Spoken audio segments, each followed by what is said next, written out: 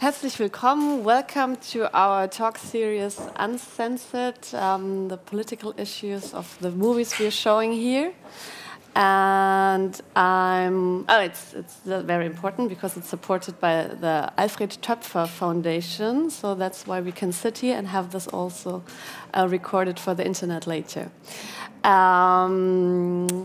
I'm here with Jane Hyatt, who is working for the Press and Media European Centre for Press and Media Freedom. Yes, and Martin Bright, who was working in the Observer, and who is the real person in the official secret movie, and also Katharine, who is the whistleblower in the official secrets. So it's a big honor to have you here. Thank you. Thank you. And yeah.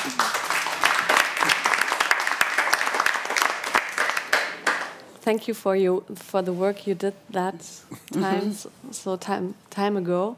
And we only have half an hour, so we skip the movie questions and go into the reality questions. And you can watch the movie later. It's coming tomorrow and on Saturday, and then later in the cinemas. So, but it's really a great honor to have you here. And I just saw the movie this afternoon, and it's fresh in your mind. Yes, it's still in my mind. I just had to smoke a cigarette afterwards. I give you a really quick summary so that you know what we're talking about.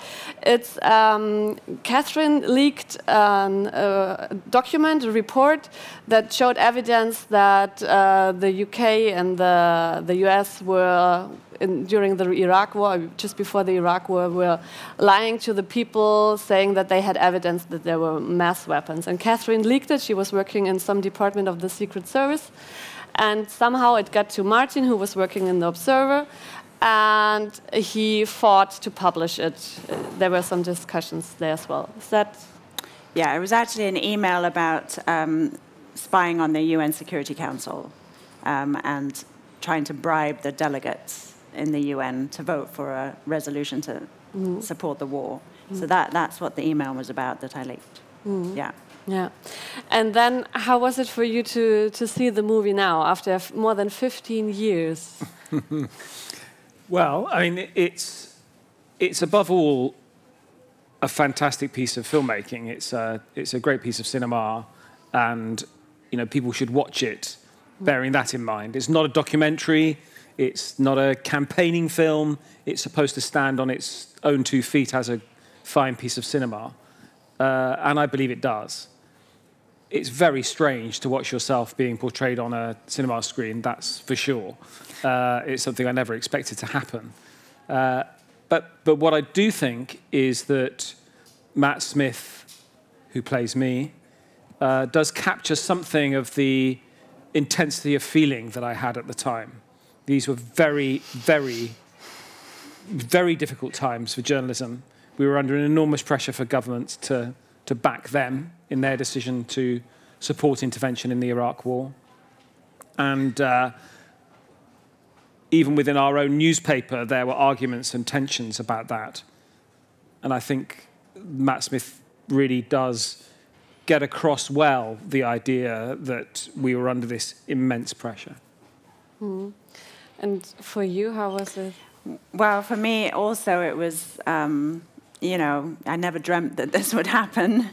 The whole process of getting this film made took a very long time, probably 10 years to get to this point.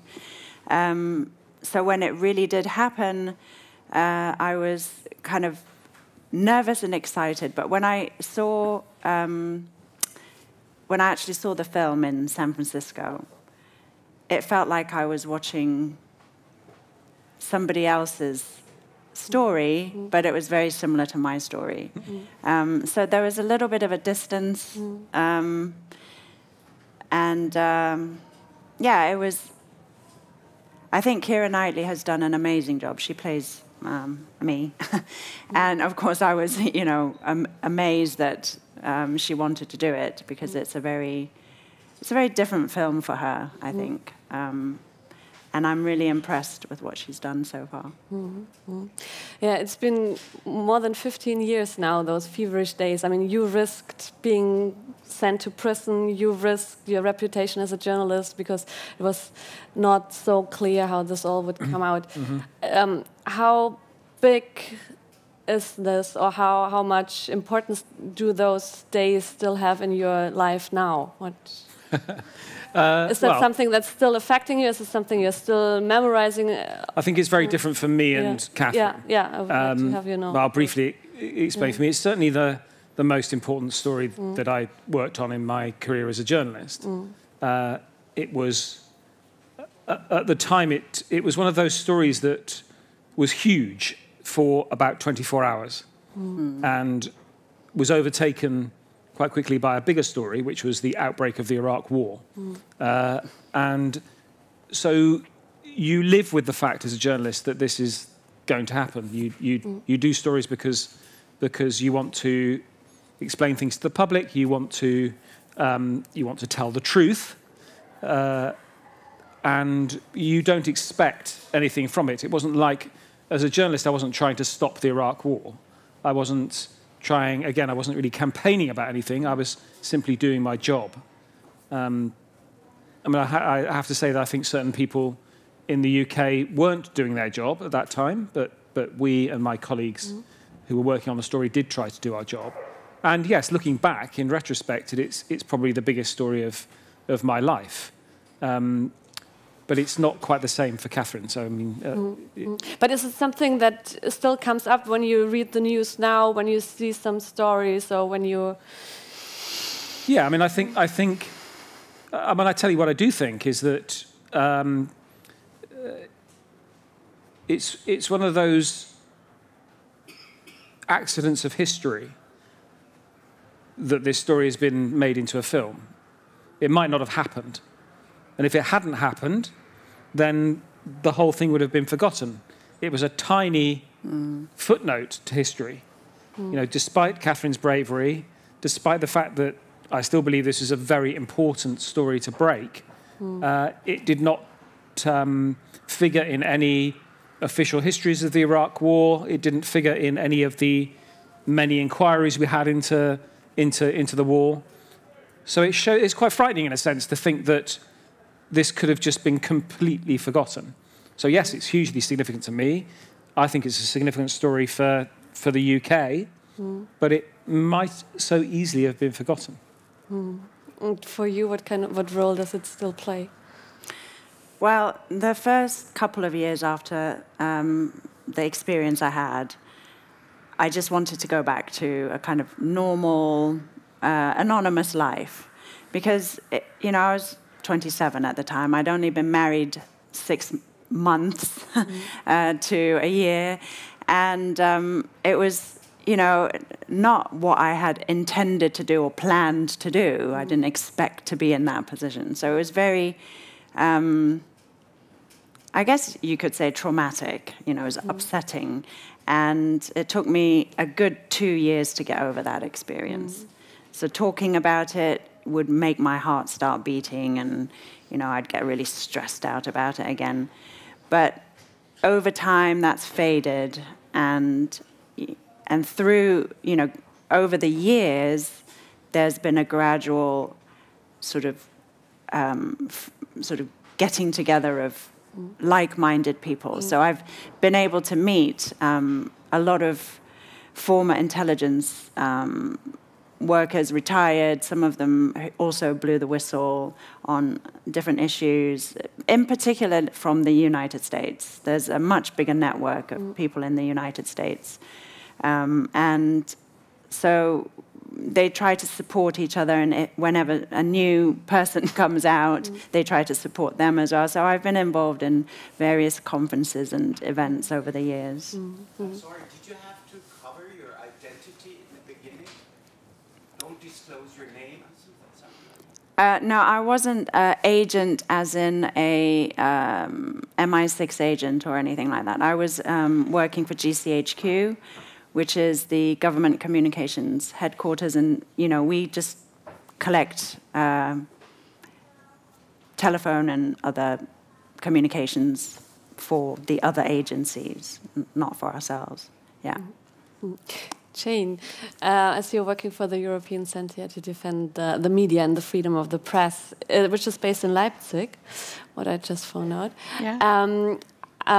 How was it for you to watch that movie, and how do you see the things that happened there reflected in nowadays?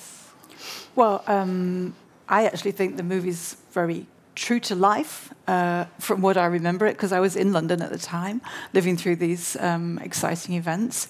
And even though I knew how it all ended, I was still on the edge of my seat in the last sort of 10 minutes, wondering how it was going to end. So that's a mark of what a great film it is, I think. And the reason why the European Centre for Press and Media Freedom is keen to promote this film, and especially to promote discussions around the issues it raises, which is still very live, not only in the United States, across the whole of Europe, is because we support whistleblowers. We support journalists who work with whistleblowers, especially investigative journalists, and many of whom come under pressure to reveal their sources, to hand over their documents and so on and so forth. And some of them also get raided. I'm thinking of Mediapart in Paris, which you may have heard of, where the editor had to fight off in the courts the police who'd come in to seize material from an investigation he was doing into one of Emmanuel Macron, the president's aides. He succeeded in that. We also support whistleblowers with money, so that they can take their legal cases to the next instance. Even we're quite prepared to take cases all the way to the European Court of Human Rights, because the need for people to be able to blow the whistle in public life is very, very acute. One of the whistleblowers that we're supporting, even though we're funded by the European Commission, they're our biggest source of funding, she blew the whistle on EU. She was an EU judge in Kosovo after the Balkans War, involved in bringing the rule of law to the courts in Kosovo. And she found a lot of corruption there, which she tried to report internally. They wouldn't have it. She was sidelined, moved out to a little small town, and then she lost her job, and she hasn't worked since. So we're supporting her case as well. And there are other whistleblowers that we've been involved with, like Antoine Deltour from the LuxLeaks case in Luxembourg. Again, they've not been able to work again in the jobs that they were doing, and so they need ongoing support, and they really need moral support as well, because it's very psychologically difficult to take that brave decision to go public and then have to live with the consequences. And apart from the whistleblowers, where do you see the freedom of the press threatened here? Well, the EU is at the moment in the process of making a whistleblower directive, which in all member states and candidate countries of the European Union will make it against the law to actually sack someone for blowing the whistle. And it will also apply to people who work for the EU's own institutions, which I think is very important, would be hypocritical otherwise. Yeah. So that's one thing that we're supporting. And of course, we also, through grants and through networking events and conferences, we helped investigative journalists to work across different national boundaries so that they can get together and pool their resources.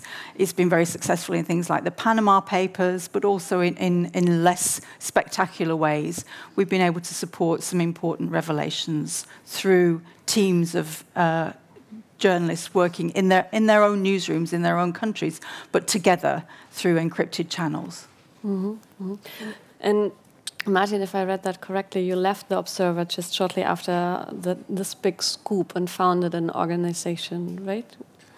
Yes, I left the Observer and moved to a political magazine called The New Statesman in 2005, and then 3 years later I left that magazine and continued to be a journalist, but I also set up an organisation that helps young people find work in the creative industry, so more of an NGO or a charity. But picking up on what Jane said, I think we are entering a particularly frightening era for the freedom of the press. I mean, it's fantastic that there are organisations such as this doing the great work they're doing, but I think we are entering a period where the financial model of newspapers and the media is hugely under threat. It is increasingly the case that journalists are directly targeted in a way that they weren't really when I was reporting on this story. We felt pretty untouchable. We felt that if we wanted to investigate a story, we could. I mean, I was, as it happens, on a previous story, taken to court and threatened with prison by the UK judicial system. But it was very, very unusual. And I think essentially what we need to do is find new ways of doing investigative journalism, because the old ways are not necessarily robust enough. The example, I think, of people working across countries and collaborating on stories is a really interesting one. We're going to have to think of that. New protections for whistleblowers, hugely important.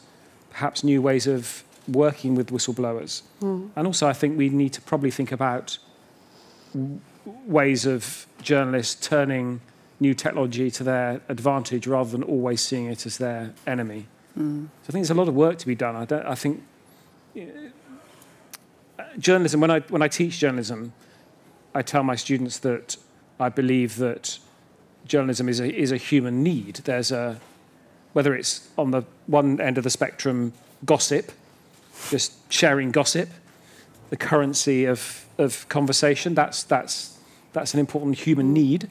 And at the other end, holding governments to account and the harder end of news, investigative journalism, I think it's a need. But we still need the means to do it. There weren't always newspapers. There may not be newspapers in the future, but we do need to find different ways of getting those messages across. And we need the audience. And there I have the sense that the trust is just going away, that people are not trusting the media anymore. Yeah, well, someone asked a very interesting question in Washington, D.C. when we showed the film there. Someone from the Brookings Institute stood up, big Washington think tank, and said, how much do you think films like this feed the public distrust of our institutions? How much are you responsible for the post-truth agenda and post-truth politics? Which is a really interesting and challenging question for me. I don't accept that, but what I do believe is that those events of 2003 fed into the distrust of our institutions.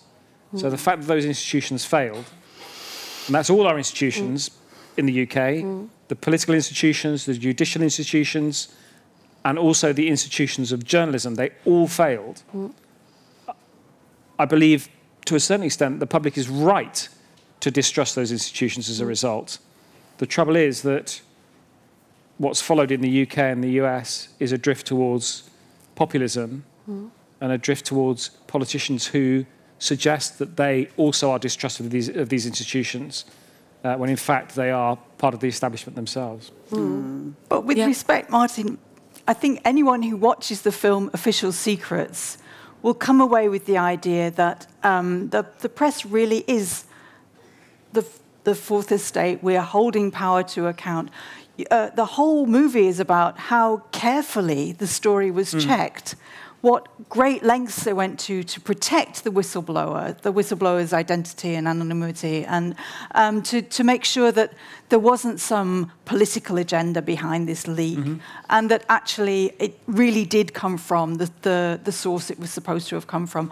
And I think, you know, anyone who watches the film and imagines that we have here, in Germany they call it, horrible word, the lying press, will come away realizing that journalism is a very difficult, challenging, complicated thing, which people do because they really believe in finding out the truth and checking out the truth and making sure that what they're doing is not being manipulated by politicians. So, you know, maybe the events themselves, I agree, don't cast our politicians in a very good light, but I think it's a fantastic advert for journalism and for whistleblowing.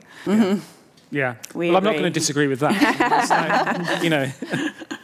And also, I'm utterly shameless in saying that I think we, particularly the three journalists that were involved in Katharine's story, I think we did a good job, right? Yeah, absolutely. And I also shamelessly say that there were others in the UK press and media that didn't do a good job. And I won't name names because that's divisive and unpleasant, but it is the case that those institutions failed us, and I'm afraid certain people within the media in the UK and the US also failed to hold, because they weren't holding those standards that you and I believe in.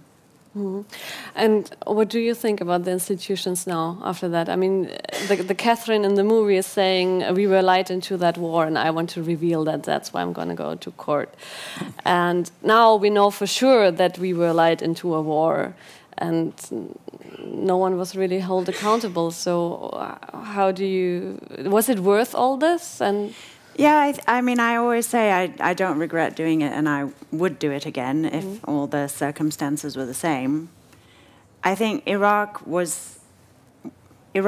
whole issue surrounding Iraq politicized me. Before that, I was a little bit politically aware, more on a sort of social scale rather than politics. But, as soon as Iraq was mentioned, I don't know when the first instance it was mentioned, but it was middle of 2002, maybe March, April, May 2002. And I immediately thought, why are they focusing on Iraq now, after Afghanistan? And because I was curious about where this agenda was coming from, I started researching. And I think that was my first step in trying to dig underneath the headlines. And so that's what I've continued to do from that time on. And I'm afraid you do have to dig under the headlines a lot of the time and go to different sources, different outlets to find a balance of opinion and then try to distill the truth from that. And how are you doing this now in your life now? Or are you? Oops.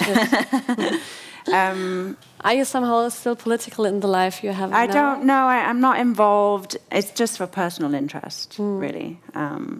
But having the film come out now, I think is it's great timing.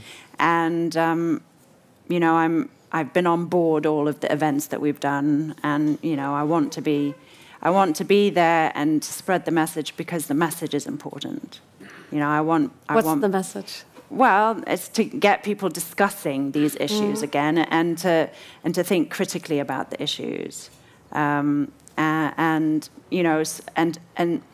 try and break away from kind of sheer opinions or feelings, because those are just not what judgments should be based on. One of the reviewers talked about cinema being the fifth estate.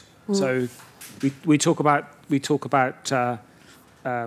journalism being the fourth estate, and I think that's quite a compelling idea, that a certain kind of politically engaged cinema can provide another way of holding people to account. simply because of the power of cinema. My little news story was on the front page of The Observer, and that reached perhaps 1 million people. And it was picked up by the BBC, it was picked up in Chile. It was around the world. And it was picked up around the world. So it did spread, but it had a limited reach. Whereas the reach of cinema is so much greater. Yeah. And obviously can be potentially damaging in the same way that the fourth estate can sometimes be damaging. But I hope that with a film like this, it does continue to, in a connected and umbilical way with journalism, will continue to hold those individuals to account. This is not over. This story's not over. No. There are lots of loose ends. There are lots of things we still don't know. And there's plenty of opportunities to use this film as the starting point for further holding those people to account. About the time now or about the time when Iraq War started? Well, they're about both, because they're not. I mean, the point is, I grew up as a historian, and I don't believe that events simply end and that you can just shut them off. The consequences of what happened in the Iraq War we're still feeling today, and the importance of clarifying exactly what happened in 2003 and 2004 is hugely important. What were the British government doing during the prosecution of Katharine Gun? Why did they operate in that way? What did they, in terms of the operation itself within the United Nations, who authorised that? We still don't know on both sides of the Atlantic who authorised that. What were the diplomatic consequences for the United Nations? What were the diplomatic consequences for our allies? These are all questions that are still not answers. And it's, it may be 16 years, but these are still very compelling issues for us. But we now know that we were lied into that war. I mean, rather you from the UK than we in Germany. But we know this fact. And what's happening with this fact? But you're not. I mean, there's an importance, and I'd like to hear Jane's view on this. There's an importance about establishing the truth, isn't there? There's an absolute moral imperative in establishing what really happened in those events. It may be the case that these individuals are never held to account, but that's not my business as a journalist. My business as a journalist is not to bring politicians to court or bring them down, or that's other people's business. My business is establishing reality and the facts, and it's quite a simple job, really, the job of a journalist. But it's a very important one. Absolutely. Am I right? Yes. And, absolutely. And there's a phrase in German, Schnee von gestern, which means old news, yesterday's news. I don't hold with that. I think history is really, really important. Journalists are the first draft of history, but they're the ones who are also able to go back into history and find out, who was telling the lies at the time and the propaganda. And, again, this has a great resonance at the moment, this time of year, 30 years after the Berlin Wall came down, for all Germans, I think. But, on a human level, on a European and worldwide level, we still don't know the full truth about the Iraq War, in spite of all the public inquiries and so on. And I remember there was a book and a verbatim play made about one of the inquiries, the Chilcot inquiries, and that was called Truth is a Difficult Concept. And it doesn't get any easier with the passage of time, but people retire, move on, politics changes, and so then you have another opportunity to go back to those people and find out what really happened. And yeah, I'm up for it. I'm really eager to continue where the official secret story kind of left off. And I also watched quite recently another film called Vice, which some of you may have seen, which puts the same events in a different perspective from an American point of view. And so that's another sense in which cinema that's politically engaged and also keen to revisit accepted truths and challenge conventional wisdom, that can also shine a light. And, it would be great to have both films together, I think, on a massive film night with a good question and answer session. Katharine, I read you said people always ask you at the festivals what each and every person can do so that we will not be led into another war, that we have a strong democracy. We cannot open the panel here, so maybe you can answer this question then. Well, that's a difficult question, actually, because, you know, we all have to do what we can to the best of our abilities. And I think, you know, for me, it was always about what I would be happy with in myself. So I knew that I couldn't live knowing that I didn't try. And so when I saw that email, I had to act because my instinct was to act. And I think if people think about what they really feel they should do in those circumstances, be brave and take a deep breath and do it. Okay, thank you very much. Describe that as whistleblowing. I think it's a political issue that needs careful analysis, and we don't know enough about what's really going on at the moment. But that's my personal opinion. Yeah, I mean, we're in a very, very difficult position as journalists, I think, in the present, but particularly in the UK and the US. I mean, I don't know enough about the German situation to know what the pressures are on German journalists. I imagine there are some of the same issues, which is this. I mean, when I was covering these kinds of stories for the UK press, there was still an idea that you had some sort of unspoken contract between journalists and politicians, that if you caught them lying or you caught them engaging in corruption, they would hold up their hands, and you know, it was part of the game, right? You know, you did your job, they did their job, and if you caught them doing bad stuff, you know, you won. The difficulty now is that you no longer have, even Bush and Blair saw themselves as men of honor. They saw themselves as men of honor. So you could catch them out.